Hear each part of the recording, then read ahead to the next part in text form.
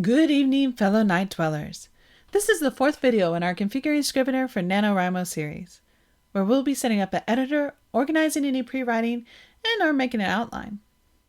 If you don't have anything prepared for your manuscript, no problem. This video will familiarize with the different views, corkboards, using the editor, and if you're the organized type, we'll also show you how to do a peat sheet or plot structure. Okay, let's go to our manuscript, open that up, and you'll see it's already pre-populated with a chapter, which contains a scene. For our example, I'm going to go ahead and delete this chapter and scene so that we can start with a blank slate. Click on the chapter, and you can either right-click, move to trash, you can drag and drop it into the trash, or you can press the trash icon up in the toolbar. Click back on Manuscript, and now we're going to add a new text document. Whenever we add a text document into the manuscript, Scrivener refers to this as a scene. So anytime you hear me say scene, that also means text document. There are multiple ways to add a scene to your manuscript. You can go to Project, New Text. You can press the hotkeys, Command N. You can push the large green plus sign up in the toolbar. You can click the plus sign in the lower left-hand corner of your project. Or you can right-click on the manuscript folder, Add New Text. Now that we have 5 documents here, let's go ahead and name them. Perhaps you have an introduction scene where you introduce your character and give their daily norms. We also have a normal life. This usually happens before the catalyst. There may be an inciting incident. And of course we have to raise the stakes. We always have the climax of our story. Let's go ahead and add a few more, like a midpoint. As usual, the way we can name our document is to click on the scene and then click on the text, or we can go up into the top part of our editor. You'll notice that all the icons to the left of these scenes are blank pieces of paper. That shows us nothing's inside of these scenes. Let's go into one of our scenes and add in some text so we can see how it changes the icon and how it looks as we go into our layouts. Let's go ahead and add to one more of our documents.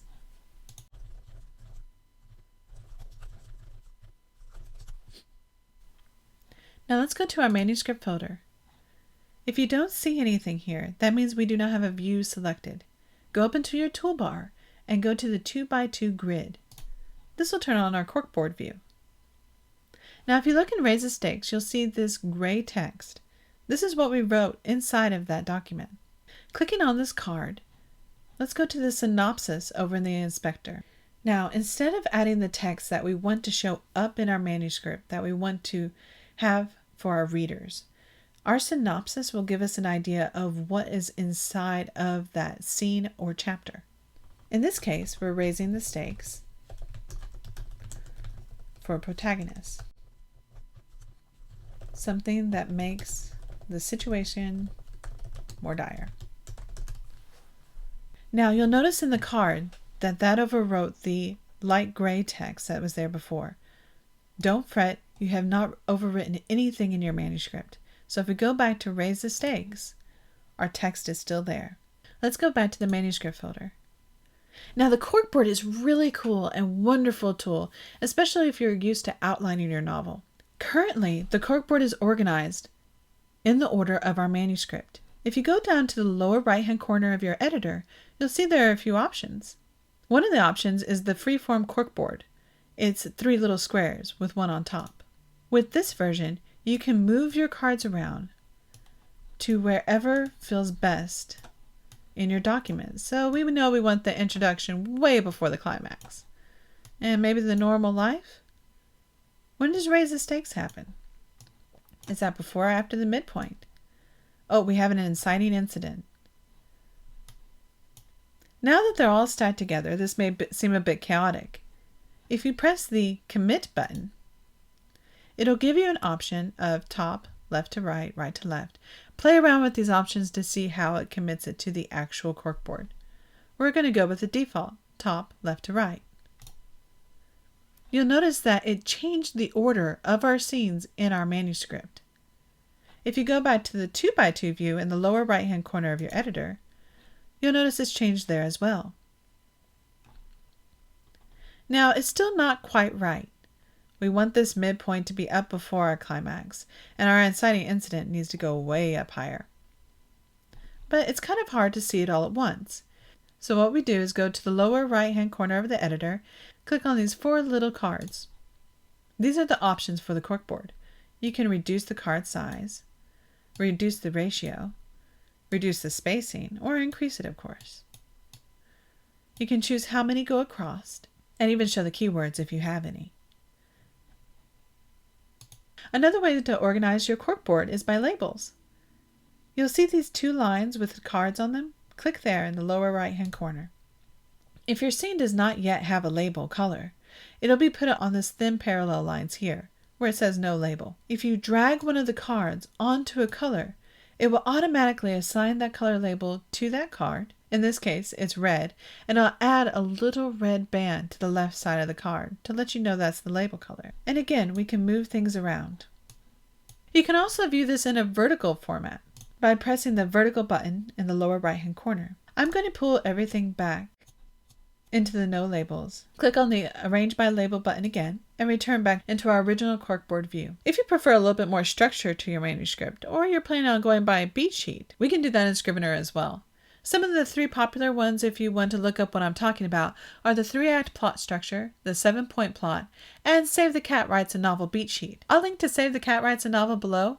Excellent book for understanding beats and plot structure. I'm going to go with the basic 3-act structure, just so we can get an idea of what it looks like in Scrivener. So let's go back to our manuscript, and we're going to add a folder. You can add a folder by going to the large plus sign, click on the drop-down menu, New Folder. We're going to call this one Act 1, or Setup.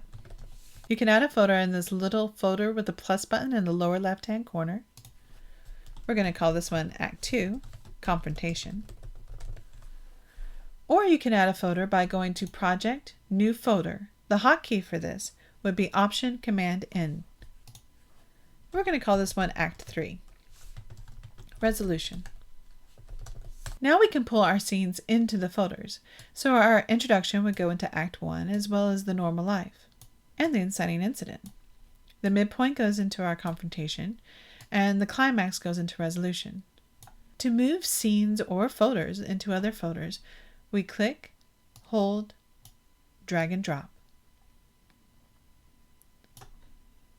Now if we go up into our manuscript, you'll see that we can only see the 3 folders in our Corkboard view. Now there is a trick if you want to see inside all of these folders in the Corkboard view. Select Act 1's folder. Holding down the Command key, select Act 2's folder, as well as Act 3's. You'll notice that they get stacked upon one another. There are 3 different ways you can arrange this view. This one is called Wrap Cards. You'll notice that in our first folder, the 3 didn't fit all the way across, so it automatically wrapped the 3rd card down underneath and expanded the height. If you click on the 2 horizontal cards, you can arrange them in rows. You'll have to scrub back and forth, but everything is nicely tiled on top of one another. There's also a vertical view.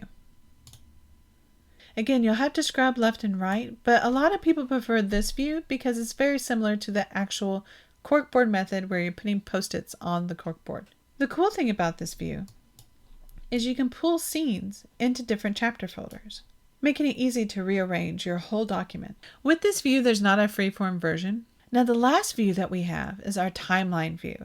Let's go back up to our manuscript and go up into the toolbar. Next to the Corkboard View option, there are 4 horizontal blue lines. Click on that button. This is the timeline view. I actually really enjoy this view. I use it a lot. Here you can see your whole manuscript really easily. You can open up the folders. You can choose whether the synopsis is shown beneath each one. To turn that on and off, go down to the lower right-hand side, and there's a button of Show Synopsis or not. You'll also notice that you can add labels and status settings for each of your chapters and scenes. This is a super quick way to organize and view your manuscript and have an idea of how your manuscript is going. You'll notice under our section type that all of our folders were automatically called chapters, and all of our text documents were automatically called scenes. If you're not ready for all this organization, or you're a pantser like I tend to be, no worries. You can put in a blank scene. Let's go back to our manuscript. And then let's click on our last view here. This shows all of the writing of our manuscript in the order that it's aligned within the binder. If you're not ready for all this organization, or you're a pantser like I tend to be, no worries. Let's close up our folders here. Add a new text or a scene. Here you have your blank document. You can write your entire story in one scene, one text document if you want to. It's all how you work best. If the structure of a 3-point plot is too confining, don't use it. The point of these videos were to facilitate your writing, so use what you will and discard the rest, just as long as you keep writing. Now here's a quick little tip before we go. If you go up into the upper left hand of your toolbar, you'll notice this button that looks kind of like our project. This lets you hide and show the binder, but more importantly, it has a layouts option. Now I'm currently using the default layout, but you might want to go through here and look at the different layouts to see if there's one that works better for you. Some people are really into the corkboard method and prefer just one big corkboard layout. Some prefer just the editor. I really prefer the default view, but I would highly suggest you go through here, check out the different views, and see if there's one that facilitates your writing better. At this point, you're ready to go for NaNoWriMo or start any new manuscript. But why stop here? In the next video, we're going to be going over some tips and tricks to make your writing easier and more efficient.